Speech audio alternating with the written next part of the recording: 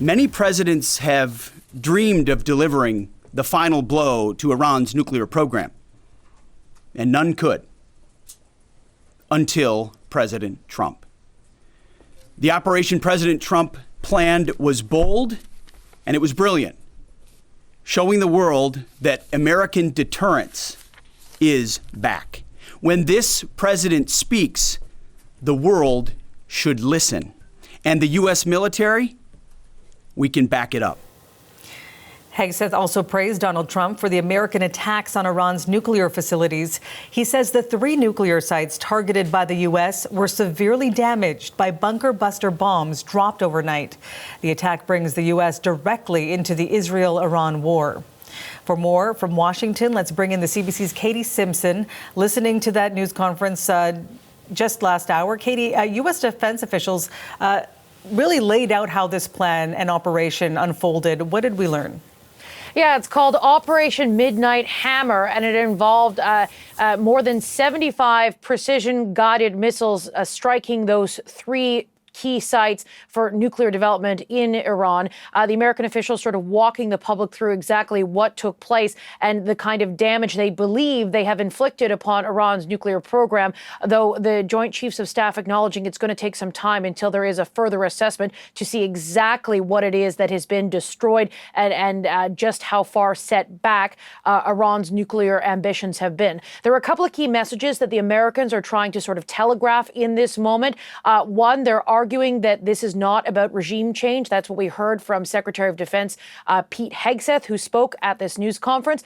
He also warned that any sort of retaliation to this American action will be met with extreme force, much larger than what took place in this operation. And the other thing that we heard is that the Americans are trying to make it clear, at least in this news conference, they say that they are targeting nuclear facility sites. They were not targeting people, and they were not targeting troops. Pete Hegseth also spoke about was also asked at this news conference about whether there are concerns that this could get the Americans into a protracted battle. Donald Trump had campaigned largely criticizing America's decisions in the past to get involved in what Americans call forever wars. Asked if this is a concern, that this is where the Americans could end up again when it's something that Donald Trump had repeatedly argued against. Have a listen. Anything can happen in conflict, we acknowledge that, but the scope of this was intentionally limited. That's the message that we're sending. With the capabilities of the American military, nearly unlimited. So Iran, in that sense, has a choice. But we've made it very clear to them, this is nuclear sites, this is nuclear capabilities, this is the line that the president set, and we set that back. So the Americans are trying to make the case that they view this as a limited moment. However, they are not going to limit what their responses might take, depending on what is going to happen going forward. Another key question that came up at the news conference, what is it in this moment? What U.S. intelligence led Donald Trump to make the decision now? Iran's nuclear capabilities have long-standing been a concern for both America and its allies, particularly Israel. But what was it in this moment? What intelligence led the Americans to make this decision in this time? And we still don't have any specifics about what intelligence has changed other than what we've heard Israel argue publicly, but we haven't heard what it is from the Americans that led to this moment. So at this point then, Katie, what are the Americans saying about where things go from here? Well, what they are saying is they're going to take added precautions to protect the American personnel in the Middle East. There are more than 40,000 troops stationed in and around the region. They're taking additional posture precautions. They're not going to get into the specifics. That is one thing. Also, the Trump administration is now going to have to deal with some political challenges at home. Reaction from Congress is divided right now largely along partisan lines, with a lot of Donald Trump supporters and high-profile Republicans speaking out in very strong support of the president's actions, saying that he was justified. Pete Hegseth said the actions were well within the president's powers. However, we are hearing from Democrats who are angry that Congress wasn't consulted first, that members of Congress are the ones that have the decision when it comes to sort of war powers. And even one Democrat, a high-profile Congresswoman named Alexandria Ocasio-Cortez, she says that this is grounds for impeachment. The CBC's Katie Simpson in Washington. Thanks, Katie. Thanks. For more on this, we've reached Javed Ali. He is a former White House counterterrorism official and former FBI official. He's also an associate professor of practice at the Gerald R. Ford School of Public Policy at the University of Michigan, joining us this morning from Ann Arbor, Michigan. Thank you so much for talking to us today. Thank you, Marianne. First, I want to get your thoughts on that update we just heard from the Pentagon. What was your takeaway?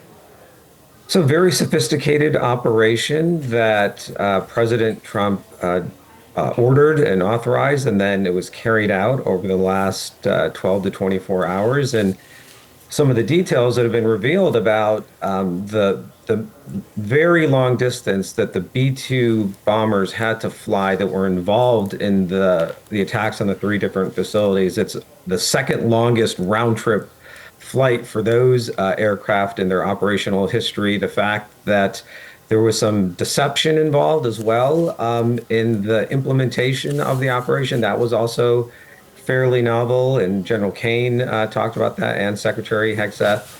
And the assessment, at least initially from General Kane, that there was a significant amount of damage inflicted against the three different facilities, but he was also careful to say that it's too early to tell whether all three of those facilities have been rendered completely inoperable. And I think that'll just take some time, and it always does in the aftermath of these types of military operations. Yes, he did say that that damage assessment continues. So we heard now what American officials have said after these overnight strikes. Iran, we know, has warned the U.S. that the strikes will have everlasting consequences. That's the words they used, and that it will cause deep regret. As a former White House counterterrorism official, what is your biggest concern watching this all unfold? Well, even going back to 2 weeks ago, the night before Israel started its campaign against Iran, the Iranian, which seems like months ago now, but less than 2 weeks ago, the Iranian defense minister said that if Israel attacks Iran, which it then did the day after, that Iran would hold the United States responsible and start attacking U.S. interests and personnel in the region. Your previous segment described the significant number of U.S. sort of potential targets in the region. That clearly has not happened. And now with the three strikes or three nuclear facilities that have been attacked, will Iran carry through on these type of threats? Because up until now, they've sort of been empty threats. And I would think the Supreme Leader and his senior national security leadership, they're under significant pressure on what to do next. Because if they do retaliate, and if it does cause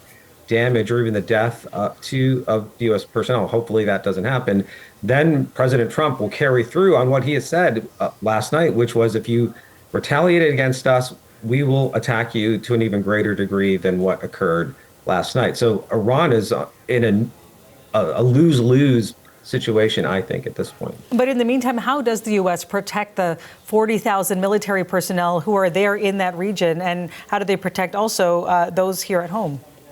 Well, there's a series of steps that have already probably happened at the different bases and installations. Not to say that people are immediately sheltering right now, but there are warning systems if Iran launches drones or cruise missiles or ballistic missiles, that there would be a way to detect those, at least launches, and that gives time for personnel to take shelter.